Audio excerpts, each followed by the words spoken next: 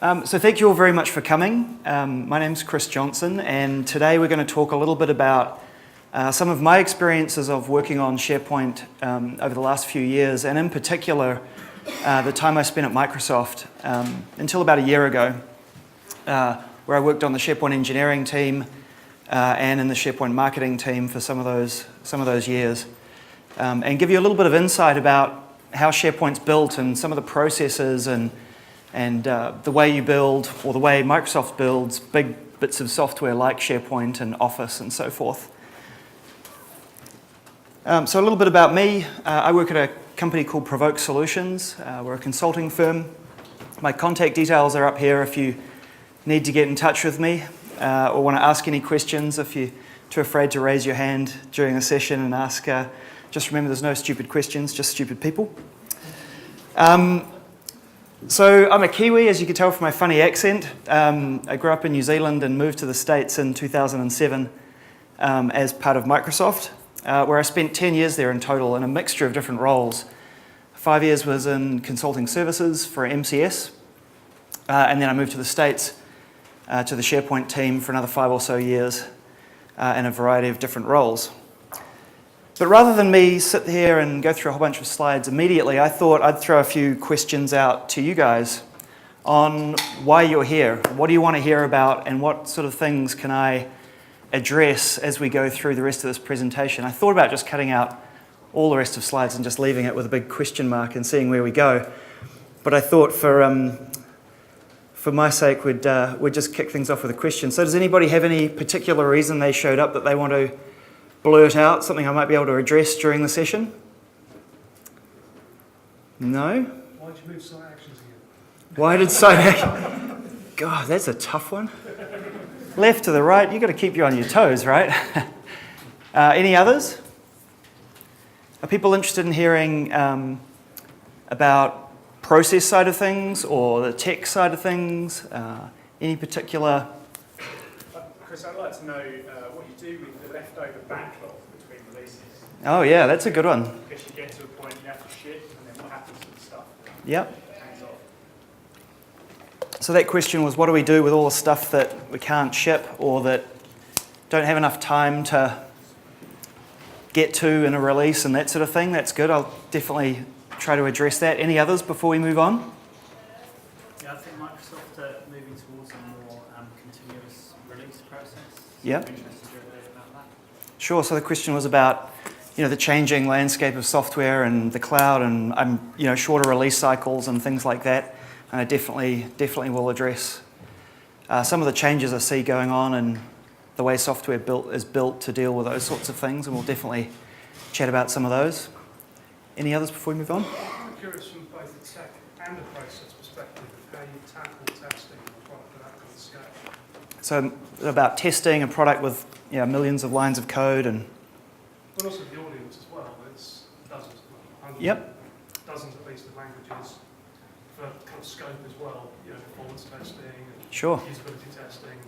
Yeah, I'll talk a little bit about that. I have some information on that I can definitely give you. Any final wrap-ups? Oh, we've got a couple more. One more. We'll talk about PLA. Sorry? We'll talk about PLA. Product line architecture. Product line architecture. Oh, right. A little bit.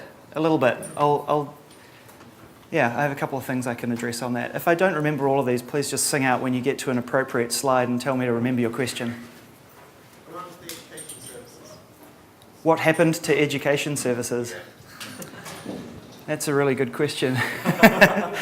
Yeah, sure. All right. I'll try and figure out where to slide that in. I think that kind of goes to a little bit about how do we set the bar of what ships and what doesn't, and where things go in a backlog and all that sort of stuff. Any other questions? I think we can kick off. So some of the goals I thought of for this session my goals going into planning this session were really about giving you a little bit of a background and understanding of how things work at Microsoft. It looks like a big black box from afar. If you haven't ever worked there or been involved in a project with Microsoft, then some things just don't make sense. And hopefully, some of the goals of this session are to give you a little bit of insight about how some things happen. And it might, give you a little bit of insight into the way decisions are made, some of the thinking behind some decisions that you might initially think, wow, that's completely nuts, they're totally bonkers, or I think I put down here as morons.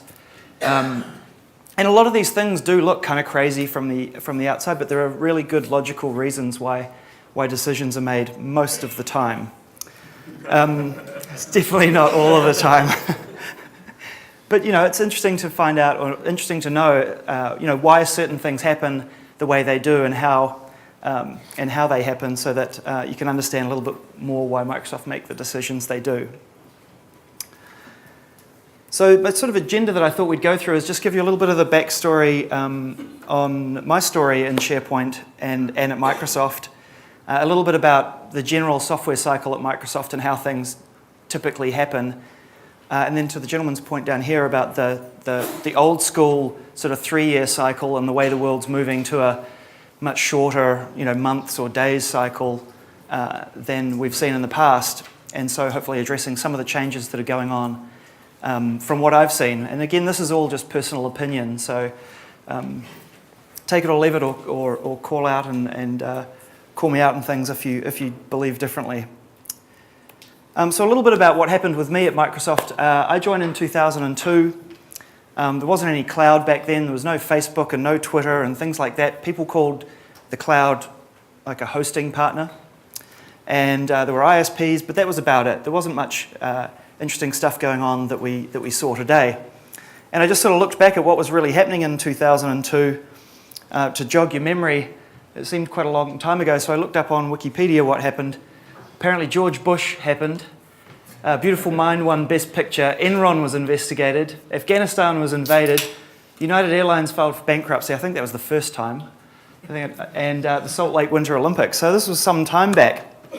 And so I spent, like I said, 5 years in consulting services, much like any other consulting business out in the world. Everybody thinks MCS is kind of, I'm going to use special in sort of quotes, that they're somehow really, really close to product groups and so forth. And that's not entirely the case. In many regards, MCS is just like any other consulting business.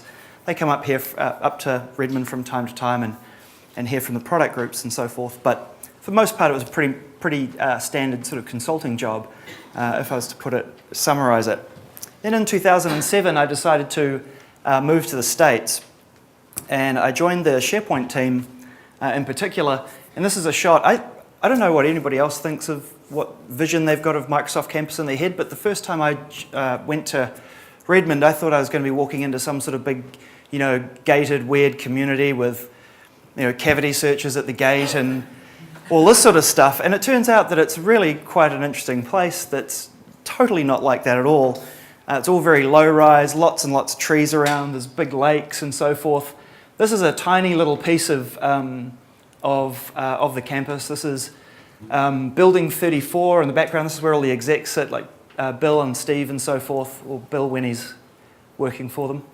And then this building down here is Building 16, the one that's, I think, with the big blue arrow. And that's where SharePoint is made. So basically the whole Building 16 is just SharePoint, and that's 16 and 17. Sorry? They've got maps everywhere. It is a really confusing place. So it's really quite a different experience than I initially thought it would be. And when I first arrived, there were two things that happened. I got lost all the time, and then I wondered why there were all these people standing on the corners of the streets having their photo taken. And it's sort of like nerd mecca in many ways. You see people that come to campus and just want to stand by the signs and have their photo taken and just sort of walk around like they're going to somehow, become more nerdy from osmosis or something. So you see chaps like this who's probably, dream is to go stand by this Microsoft sign. It's really, really odd experience. So that was my first first day or two of arriving on campus and finding out what was going on. But very quickly, I got into the SharePoint engineering team and started doing my day job. And I joined the application platform team, as it was called. It no longer exists. It's all been shuffled around. But the app plat team was responsible for things like APIs and object model and the plumbing, and you guys don't throw tomatoes just yet. Some of the plumbing in the software and things like that. Basically everything a developer would do against SharePoint, we were kind of the first port of call on that.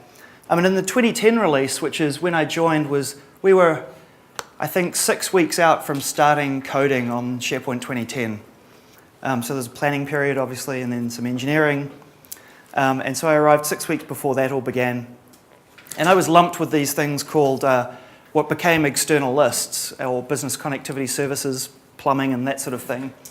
And back then we called it virtual lists, and there were a few other names, but that was one of the things I originally started working on in the planning phase, along with working with the developer division and folks like Mike Morton and so forth on teaching them about SharePoint and how to build SharePoint tools for it.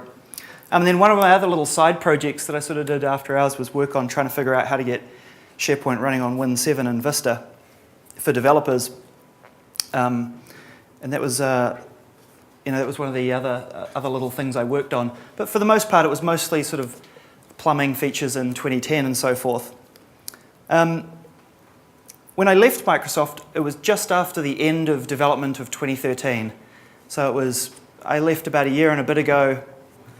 SharePoint 2013 shipped a wee while ago. So there was quite a big period after I left that they were fixing bugs and all that sort of stuff before shipping. But when I joined the SharePoint team and joined that part of the Microsoft Office division, so it includes things like Exchange, Link, Office, SharePoint. Did I say Exchange? I did. Yeah. So quite big bits of software. And when I arrived, I thought, Jesus, this place looks like a beehive. Like, there's just people going everywhere. It looks completely random and out of control. Nobody really seems to know what they're doing. They're just all running around doing stuff. And I just sort of thought, it looks like a beehive, right? You look at a beehive and you open the top off it and you take a look inside and you've really got no idea what's going on unless you're a sort of a trained beekeeper and so on. And it reminded me of chaos theory. And chaos theory says that when the present determines the future, but the approximate present does not approximately determine the future, which is a bit of a mind warp, right? But basically it says, given a particular algorithm or set of states you can go through that you can predict the outcome, only if you know the exact inputs at the beginning. And software is kind of a fickle beast, right? As things move on, bits and pieces change. And my point is, you don't really know where you're going to precisely end up at the end of a process. And that's exactly what it felt like when I joined. So back to my bee analogy, and this is a pretty poor analogy, but it was the only one I could dream up, was that after a while, all these bees start making a little bit more sense. And you can sort of take a look at a particular person running around doing something, and they fit into different types of roles, and it starts to make a little bit more sense. So for example, in the bee category, you start off with, and I don't know if this is the queen bee because I'm not a beekeeper, but it was the only one with a green dot on its back, so I thought that was a good queen. I know they're supposed to be a bit bigger. So you start off with queens, and queens really call the shots in a beehive, right? They've got a particular role in a beehive. You also have worker bees, which are pretty much the bees that go do everything in a hive. They make the comb, they go hunting and gathering, they do all that sort of stuff. They're really the ones that are pretty useful. And then the third category of bees are the drones, and apparently these little guys, all they really have to do is mate and then die. And I was like, wow, that's pretty cool. But they die after they mate, so it doesn't last very long. But anyway, so these guys, so there are 3 definite categories of bees, and the kind of same thing goes for the way Microsoft works, is there are pretty defined roles. And initially, you don't really know what's going on, they're all running around, but very quickly you start seeing different people in different roles and what they do. And so I thought, for clarity, I'll just sort of explain a few of the different types of roles in the SharePoint engineering team, or in engineering in general at Microsoft, because I know a lot of these fly around and people don't understand the differences, especially between program management and product management. They sounded completely identical to me when I joined. Program management is an engineering role, and product management is a marketing role. So that's basically the big differences there. Program management work on building the product. They spec out features, they decide what features are going to be built, they decide on the scenarios that are going to be tackled in the product and so forth. And then they working with devs and tests and the planning teams and so forth on bringing those features to creation and delivery of them. And basically, a program manager has failed if their features don't ship in a product. That's their number one goal, is that they decide on, they get given some features or given a scenario, and their whole mission in life is to deliver on that set of things. Product management is, like I said, a marketing role. That could be technical marketing or regular marketing. Development and testing are obviously pretty straightforward. Planning is separated out into a separate team, and this is basically a team of people that help the product management and program management teams with metrics and data about the industry and the hot trends and what's happening and what people are asking for from their product and so forth. And most of the time they are involved in the planning stage of building a new product. And then there's release and service folks, and these guys are pretty much the ones that own all the installers in the product. So when you click next, next, next, finish, then they're pretty much the ones that manage all of that. They deal with patching and servicing of the software once it's out in the wild. They're the ones that create all the hot fixes and cumulative updates and service packs and all that sort of stuff.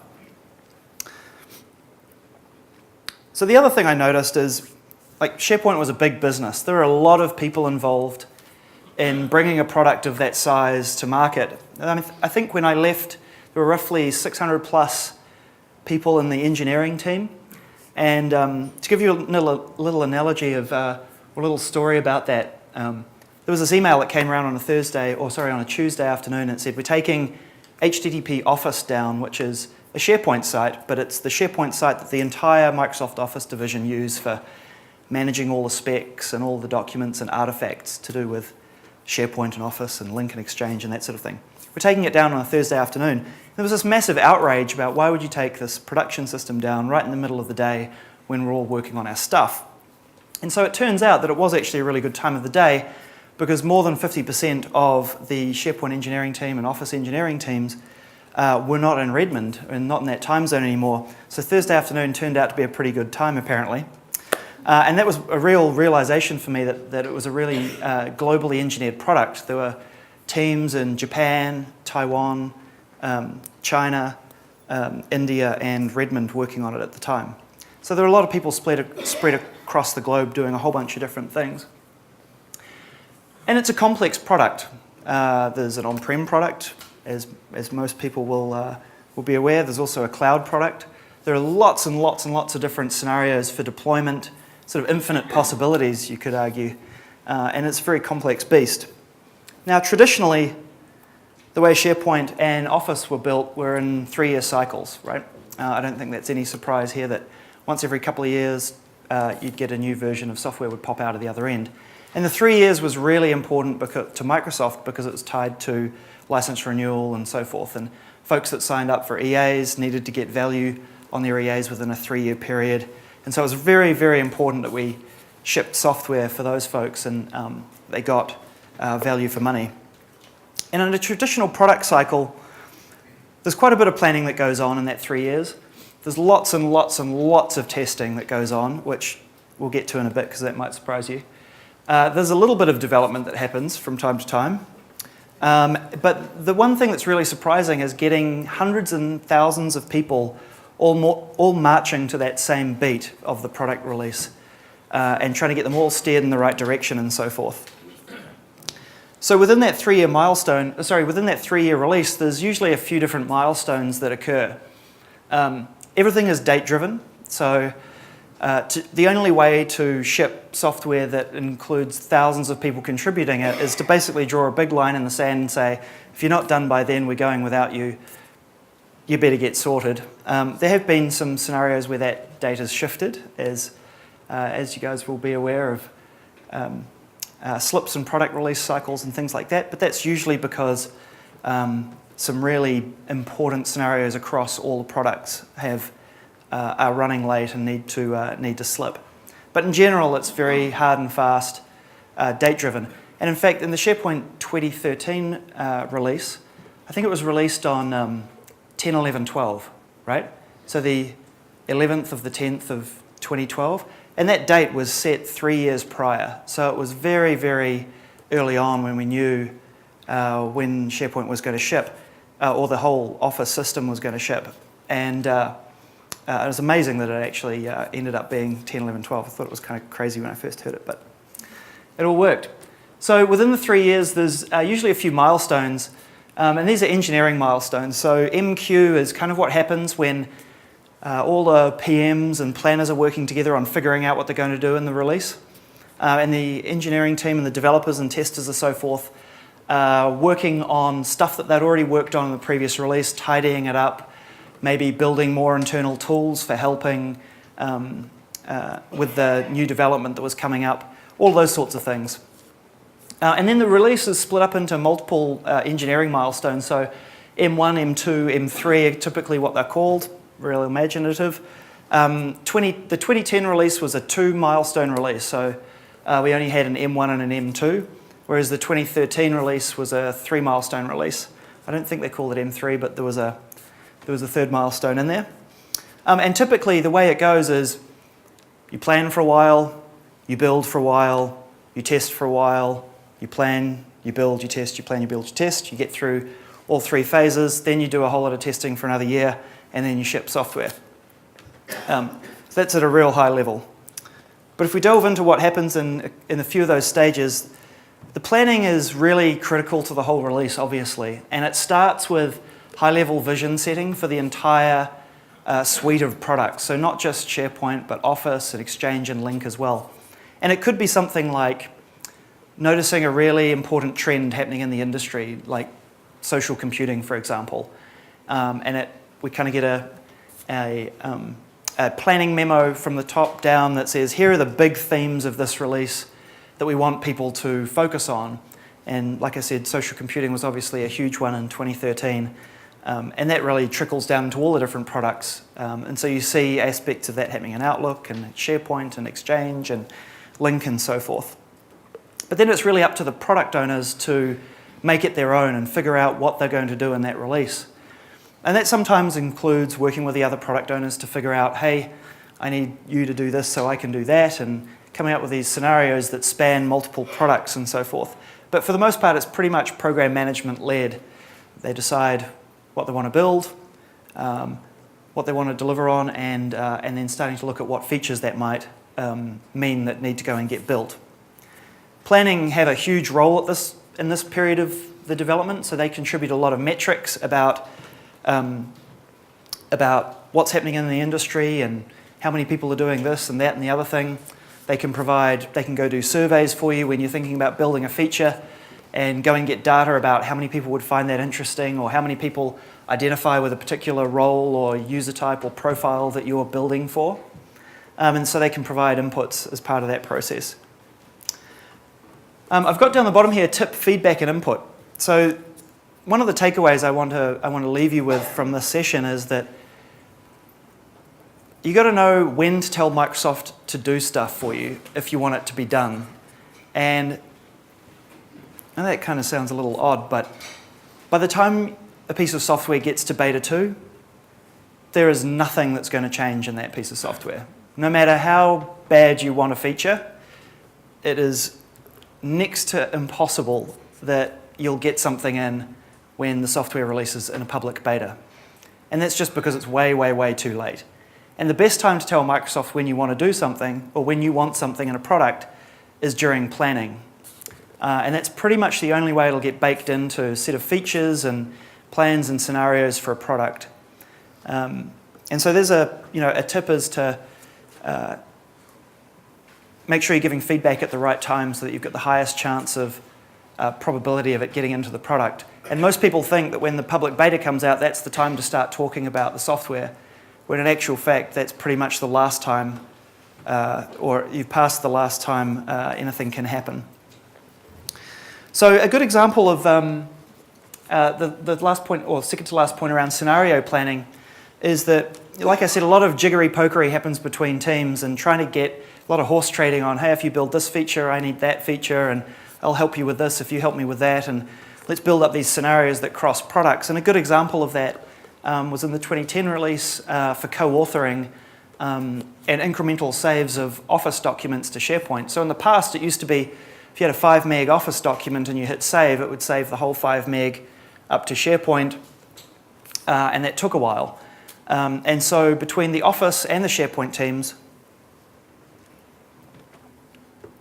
they decided this wasn't a great situation, and it required obviously a lot of functionality to change in Office to make incremental saves work, but also a lot of functionality on the SharePoint side to make incremental saves work. And so that was a good example of some really good cross-product stuff that happened.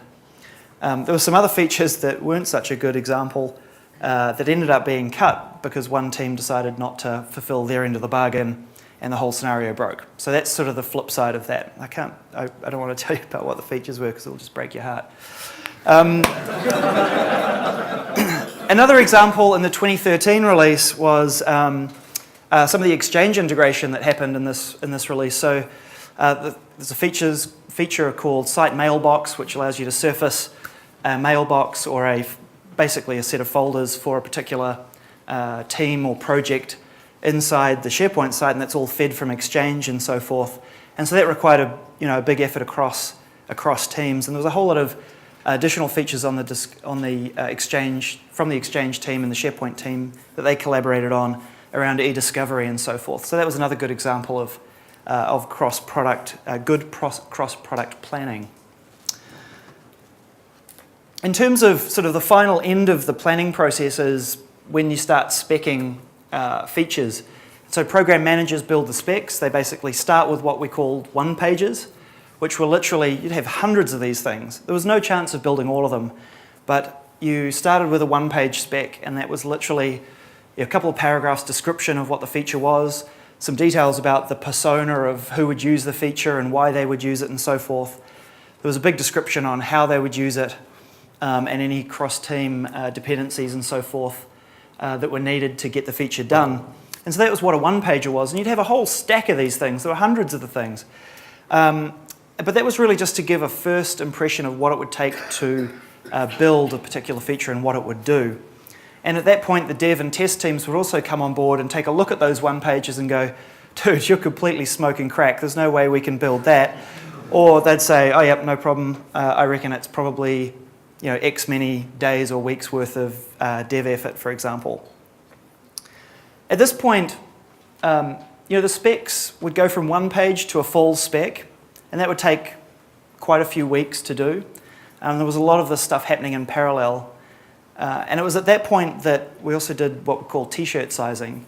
So features got a t-shirt size. So you'd say it was an extra small feature, a small, medium, large, or an extra large feature. And that was pretty much as granular as your estimations got, to start with at least.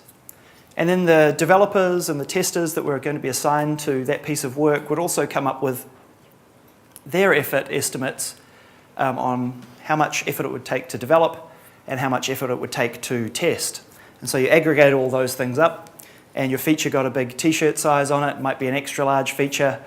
And then obviously that's used, I don't know if anybody's used the rock in a bucket analogy, but you can only fit 3 or 4 big rocks in a bucket, then you put some smaller ones in, then you put some even smaller ones in, then you start filling it up with sand.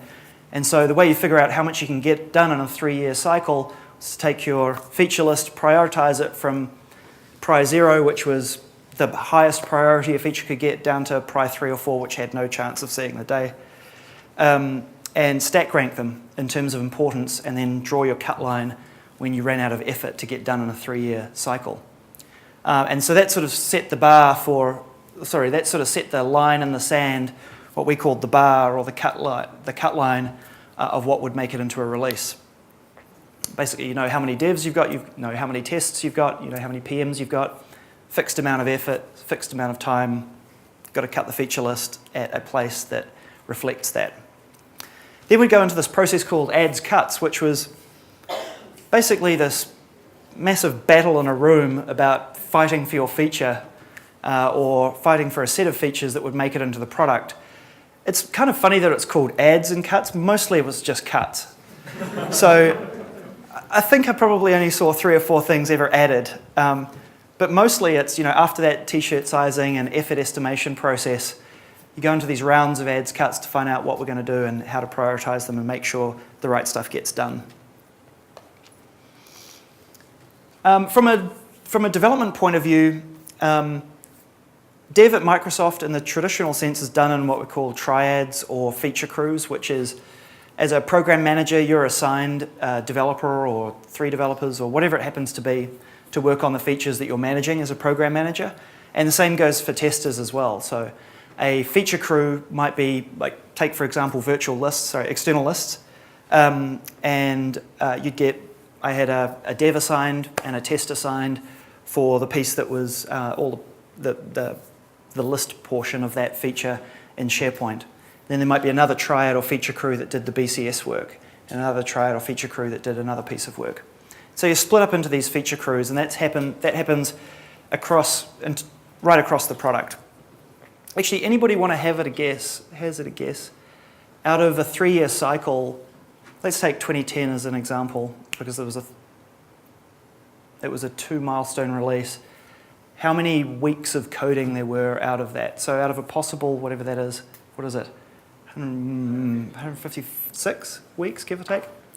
Anybody want to hazard a guess how much dev weeks out of those M milestones? Not the testing pieces, just the core dev. Any guesses? Sorry? 50? 50? 6? 6? Gosh, they're sitting next to each other, but the worlds apart. 20? 20? Anybody else? 15. 12. So a little between you two, somewhere a little more at his end of the thing. So about, pretty close to 8. So there were 12 weeks split into 2 6-week coding milestones. That's not the only coding that happens. Like, there is more coding that happens than that. But this absolutely bamboozled me. I couldn't believe you could work on something for 3 years and only spend 12 weeks writing code on it. It turns out you write code during the integration phases, fixing up bugs and so forth. But the actual core piece of a milestone was about 6 weeks. So Chris, how many developers is that? Because 6 weeks with 1,000 devs is quite a number of dev hours. Yeah, so if you take that 600 number, it's roughly split a third between the different disciplines. So there's probably a couple of hundred devs. That's absolutely in total. It's not quite a third, but close. So you split up off into these feature crews and start building your features, and you work really closely with your dev and test to get that done. And they're all working often, checking code into source control and that sort of thing. And so I've been asked a number of times how you deal with source code management on a product with gajillion lines of code, and it's actually really hard, right?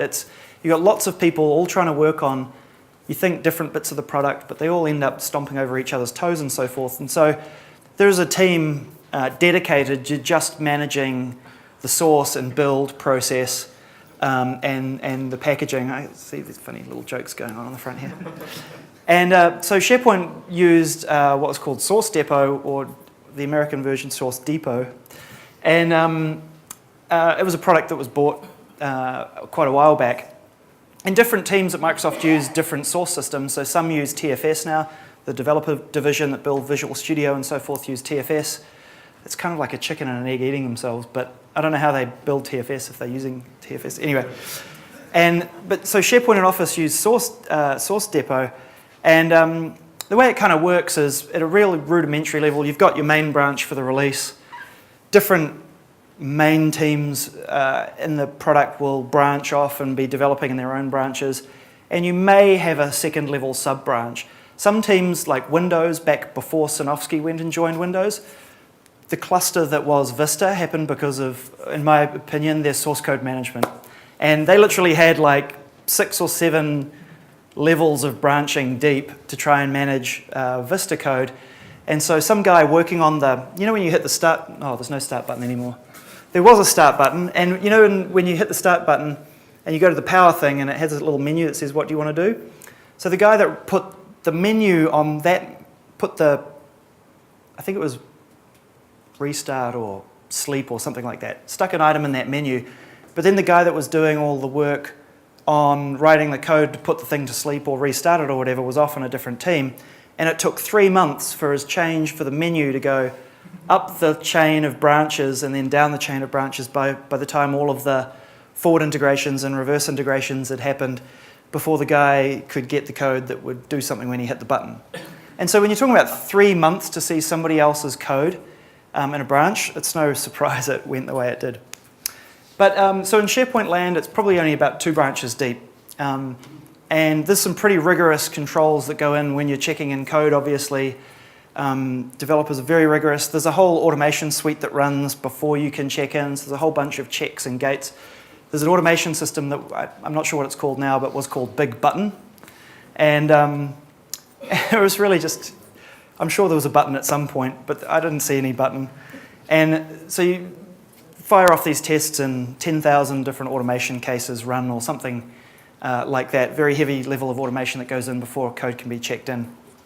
And then the build lab manages all of the, what we call, forward and reverse integration. So, merging and rebasing and all that sort of stuff on the branches. And that was the shittiest job on the team, having to deal with a gajillion conflicts that come check-in time. So the testers during this time are actually, the interesting thing about the test discipline at Microsoft is they're really just developers. This notion of hiring testers is kind of a bit different at Microsoft, where testers that get hired are typically developers that are interested in quality of code and testing software. And for the most part, they write automation code, they write testing tools, and they write code to exercise people's features and so forth, rather than sitting there clicking buttons and filling in fields and following written test plans and all that sort of stuff. So there's a load of automation that goes in, and that's really, there's no way you could test SharePoint any other way. There's so many permutations and combinations, and bugs get through as it is. If there wasn't automation, there's no way that could happen. So there's a very, very heavy focus on automation, and like I said with Big Button, that process of automating test suites and running them at check-in time and running them regularly is absolutely critical to that process. The interesting thing is that it's been done in SharePoint for a long time this way, and they do visual UI testing from top of the stack to bottom of the stack. And they have done for years and years and years. And it's only really just sort of picking up steam in the outside world to a great degree, in the last couple of years. But these guys have been doing it for a long time. And they have custom tools to do it. And some of that stuff you see coming out in Visual Studios, the new versions of Visual Studio and so forth. But they choose to test the stack right from the top. So testers will build automation code that literally installs the product, configures it, starts using it and driving the browser with clicks and drags and all of that sort of stuff. So they can test everything from top to bottom. They also do test automation code that do things like test the APIs and all of that sort of stuff, and that's obviously just code, not necessarily UI. They also work with the secure computing team on building threat models on how to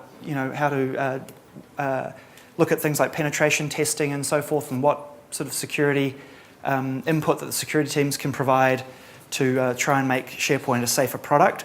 And we've seen some of the things like, I don't know if you're familiar with the new app model and so forth, but domain isolation of apps was purely driven from cross-site scripting issues in SharePoint that existed in 2010 and 2000, since the dawn of SharePoint. If you could get somebody to run a page, you could run whatever JavaScript you like and get whatever they had access to and send it places and things like that. And so that was an example of something that came a big change in the 2013 release. The other thing they do is this thing called fuzzing, which is basically throwing a whole bunch of random data at different things in SharePoint, trying to break it and get buffer, stack and buffer overflows and things like that happening, and try to break and get into the product that way. So alphas, betas, and RCs. So lots of people I talk to say, I harp on to Microsoft about this particular thing that I want in this product, and I want this feature that does this, or it doesn't work quite this right way. And then you talk to them and you say, well, what are you looking at? And it's like, oh, it's at beta 2. And kind of what I alluded to earlier on was like, that is way too late to be changing stuff in the product. And so what most people think of as releases for things like alpha and beta, alphas go, in SharePoint land, they typically only go to a handful, maybe 5 or 10 customers. Alpha will come out at the end of Milestone 1, and then the betas come out at the end of Milestone 2, Milestone 3, and so forth. And beta 1 will be a private beta typically, and beta 2 is the one that ends up in the public's hands. And then RCs are usually like either called technical refreshers or release candidates or something like that, that are more widespread. And the purpose is to get feedback. It's just targeted feedback, and by that it's mostly around bugs or deployment problems, getting it used in real-world scenarios and so forth. And so programs like the private betas and the public betas and the EAPs and the RDPs and the TAPs. TAP is Technology Adopter Program, RDP is Rapid Deployment Program, and EAP is Early Adopter Program. So there's lots of three-letter acronyms for these kinds of things, but they're release programs that help get the software into customers' hands. Features very, very rarely get added at this point. Coding is way done by this point, typically. Maybe not at the alpha stage, but definitely at the beta stage. And really, they're just about bugs. Nothing more than bugs, really. And getting all the feedback from all the different deployment scenarios and farm configuration scenarios and all that sort of stuff, and getting big levels of bug information back so that they can churn on those and fix them and so forth. So it's important to know what Microsoft are listening for at the different stages in a product release so that you can target your feedback and get the best chance of getting stuff that you want into the product. Another question I get is, when is it done? And so this is really interesting. This was another mind-boggling fact, that it's not when the bug count gets to 0, strangely enough. And it's not necessarily when the date hits a particular date. It's completely metric-driven. So Microsoft is a very, very data-centric organization. It's the only way you can really start to look at the quality of a piece of software is when you've got tons and tons of information about it. And so things like open counts and close counts of bugs, watching trends and how many bugs testers are opening each per day or per week or whatever, and watching the trend of the number of bugs go up on a piece of software and then watching them come down as the open rate starts getting lower than, the open rate starts getting lower than the close rate. And so in a typical SharePoint release, you'll sort of see this graph that, it's kind of like a bell curve. It trickles all the way up, and you're getting lots and lots and lots of bugs as new features get added and things like that, and testers are finding them. And so the open rate is way higher than the close rate because the developers at that point are not really that focused on fixing the bugs. They're focused on finishing their features first. And so the bug bar, or the bug, the tracking line goes way, way up. And then eventually the sort of focus flips to starting to fix more bugs as the features are done, and you start seeing that line trickle back down. And you're still not at the point where you can say, oh, we're done, we're ready to ship, this is quality software, unless you've got something else to compare it to. Because as everybody knows, software is never finished, right? It's just a particular time you ship it out the door and you say you're done, and you ship with bugs regardless. And so what happens in SharePoint and Office is they've got all this historical data on previous releases. And so you can look at the trend graph for, say, SharePoint 2010 and overlay it with the trend graph of SharePoint 2013, and you can see where, how far apart they are. And typically the patterns, the shape of the curves are really, really similar. I mean, they sort of swap and jig-jag up and so forth. But most of the time it's pretty much the same style of graph. And so you can say, well, in SharePoint 2010 we shipped at this particular point X many weeks from starting development, or X many weeks from finishing development is usually the measure that they look at. And they say, well, we're kind of in the same spot as we were on 2010. We're trending in the right direction, so we're on a good trajectory for getting it done by that particular date. And that's really the only way you can look at it when you've got hundreds and hundreds of people building software and thousands of bugs flying everywhere. And a friend of mine said, no matter how big or small the piece of software you're trying to build is, if you haven't found 700 bugs, you're not finished.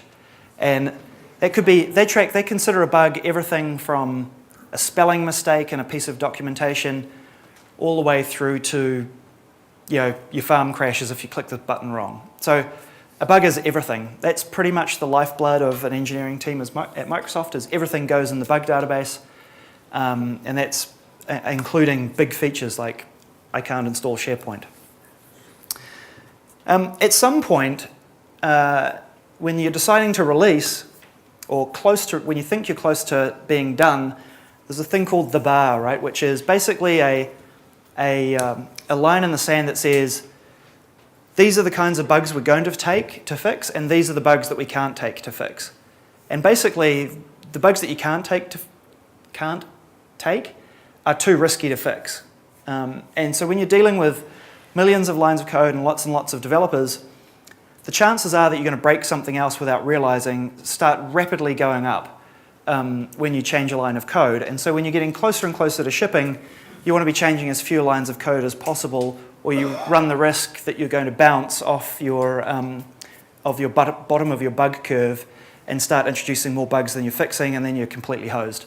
So this bar is basically a line in the sand that just says, right, here are the bugs we're going to take. They have to be of this particular risk or severity or chance of happening in a customer scenario, versus the chances of this happening are so, remote, because they've got to do this, then that, then the other thing, and it only works if you're holding your tongue this way, and if the wind's blowing that way, then they won't ship it. Or they won't fix it, I should say. And as you get closer to shipping, that bar goes up and up and up and up and up, so that you're changing the code less and less and less. And some people may have heard that software at Microsoft goes into this period of escrow, which is effectively totally locked down and ready to go, but they let it sit there and bake for a few months.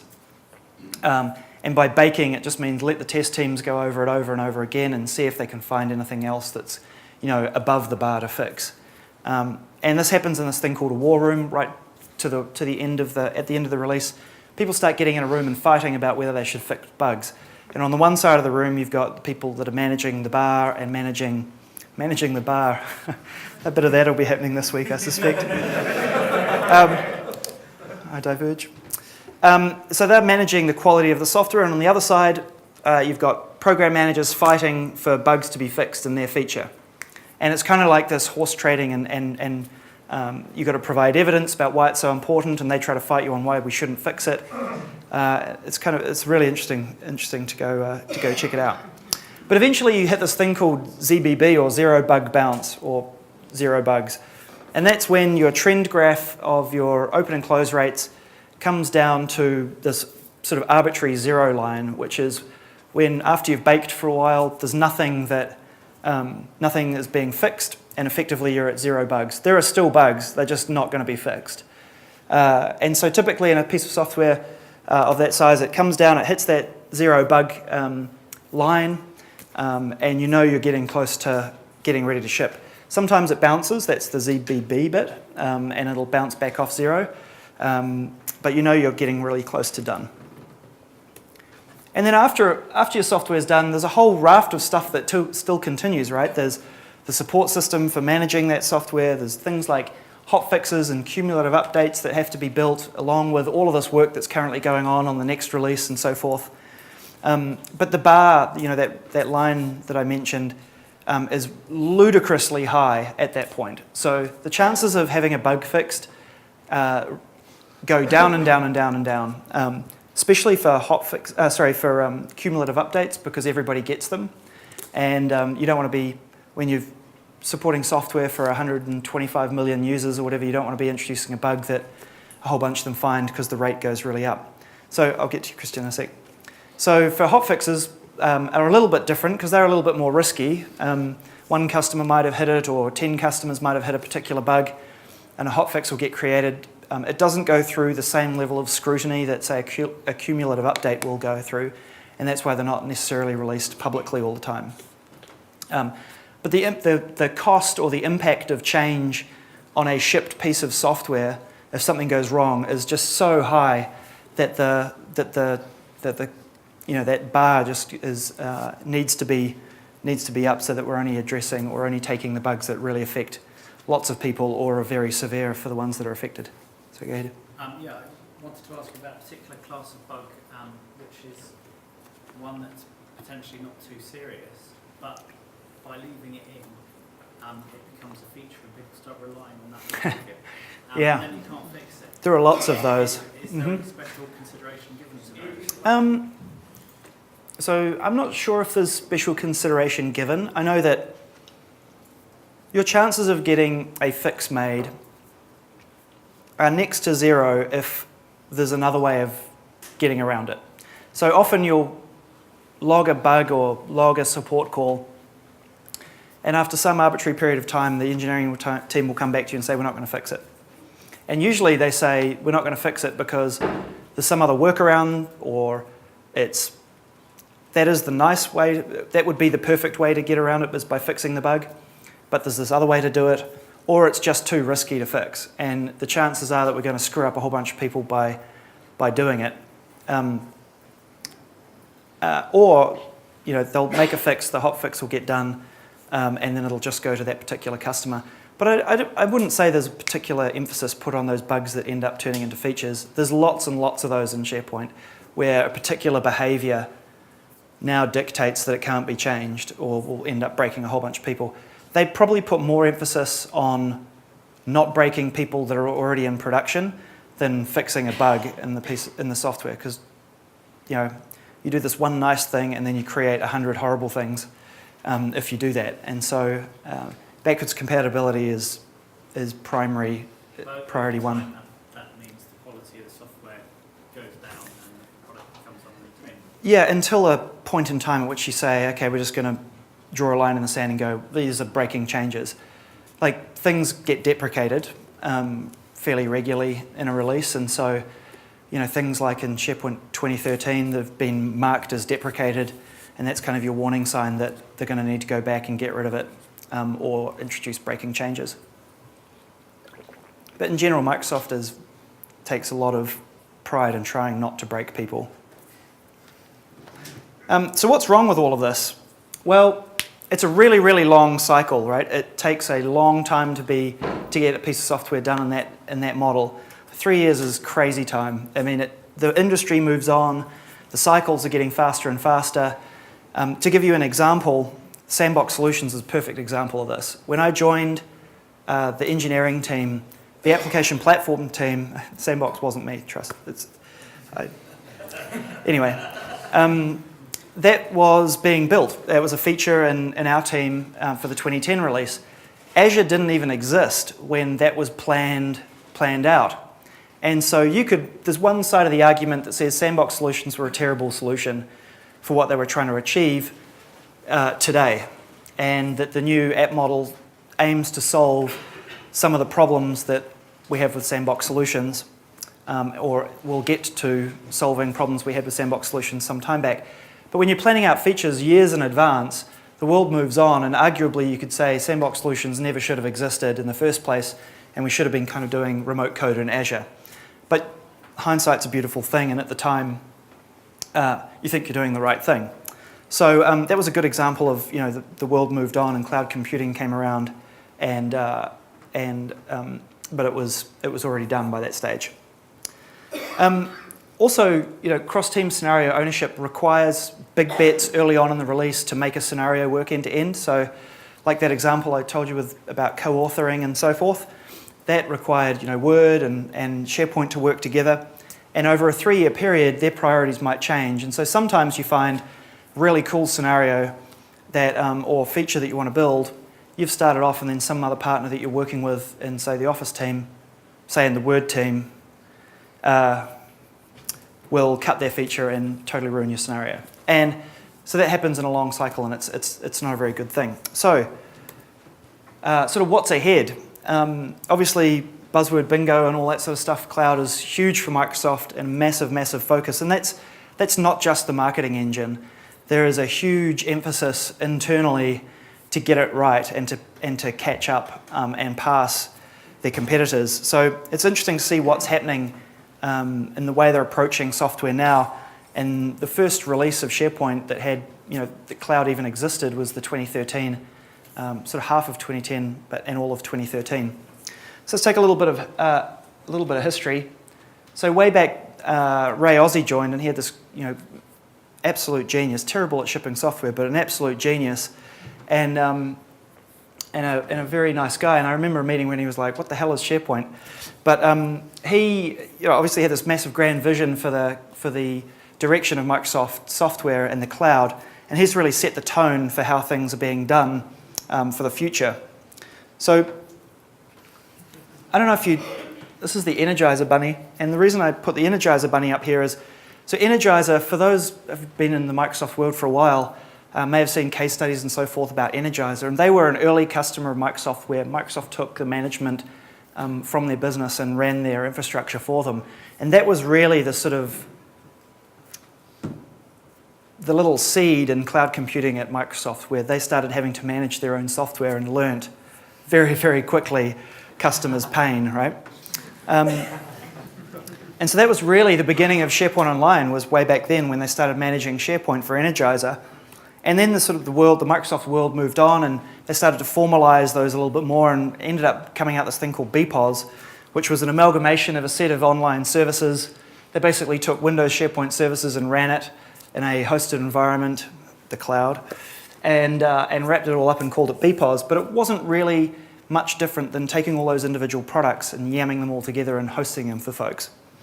And then at PDC in 2009, Ray Ozzie had this slide, and I was standing with the rest of the SharePoint team at the back of the room, and we all we were like, oh, that's really interesting. I haven't seen that one before. And then he said, oh, we're going to have this thing called SharePoint Online. And we were like, yep, okay, we're across that. We know what we're doing there. It was all in motion. And then he said, we're going to have this thing in Azure called Microsoft SharePoint Services. And we all, pardon my French, but basically just shat ourselves on the spot because we're like, that doesn't exist. This is just complete vaporware. What is he talking about? Get him down off stage. The man's crazy. Give us the hook. And so we were all pretty flabbergasted at that point, thinking, holy crap, this guy's selling stuff we don't have. But that was kind of the first big move where he basically made a big, with Steve and sort of from the top of the company down, said, we're going to do cloud computing properly and really try to catch up. And at that point, there was one poor guy in the SharePoint team that looked after the relationship with the BPOS team. Initially, there was nobody, and BPOS went off and did their own thing and tried to run SharePoint in a hosted environment by themselves. And they had all sorts of problems. But so after a bunch of heckling and causing us grief, one guy got put on the problem, and he basically worked with the BPOS team to start taking bugs and feature requests and that sort of thing from them and trying to make the software better. Very soon it was 3, then 5, then 10 people, because the problem kind of got a lot bigger and a lot more was understood about running software in the cloud. And I think it's really indicative of the changes that have had to happen in the team to support the cloud. So at that point, after Ray's thing, SharePoint Online was pretty much born, and BPOS had this new future set, and SharePoint Online was going to be born. At that point, responsibility for SharePoint Online was put back onto the SharePoint team away from the BPOS team.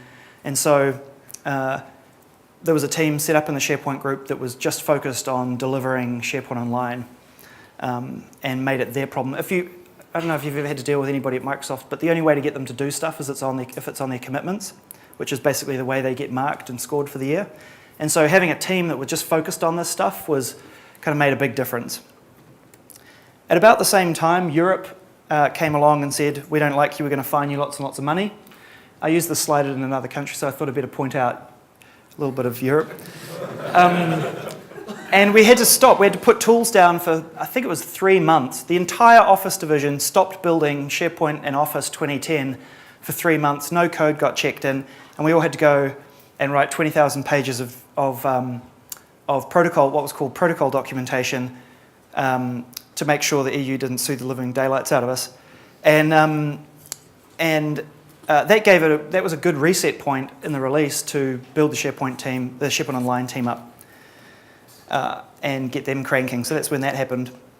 Ultimately, that obviously became Office 365 that you see today.